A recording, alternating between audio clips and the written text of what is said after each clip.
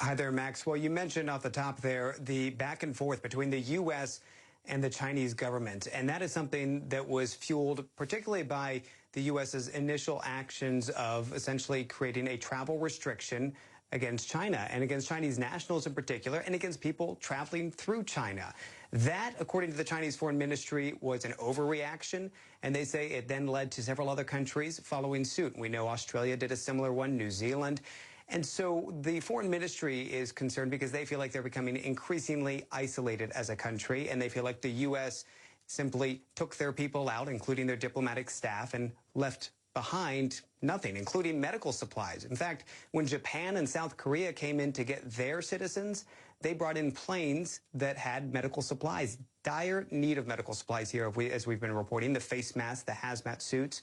And so the U.S. is now saying, according to Secretary of State Mike Pompeo, they will likely try to do that on future flights. And that may explain why a flight that was scheduled for today to take U.S. citizens out of the country was delayed. Meantime, we do know that the step up in medical supply production is underway. That, according to State Council, they held a news conference updating the latest on that. They're getting factories back to work. The Lunar New Year holiday is over, but a lot of folks still staying at home as recommended. A lot of businesses saying, don't come to work. Work from home if you can, so as to, again, avoid the congregating of masses and the spread of this virus.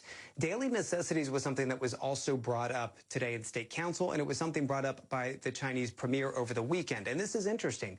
They're urging folks to be mindful of supply routes. They're saying essentially that it may be a challenge to get your daily necessities. Now, part of that is because we've seen on social media people quite literally walling off their towns or communities in hopes of keeping folks out who might potentially expose them to the virus. And another part of that is the government-imposed lockdown. You're talking about 60 million people in 15 cities. And so the logistics are getting more and more difficult to get the supplies to where they need to go, including those basic necessities. Meantime, credit where credit is due. Look at the hospitals.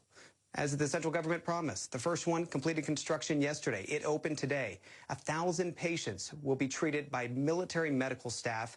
And Max, they're working on the second one, just days away from being completed. It's expected to open later this week. It'll have about 1,600 beds capacity.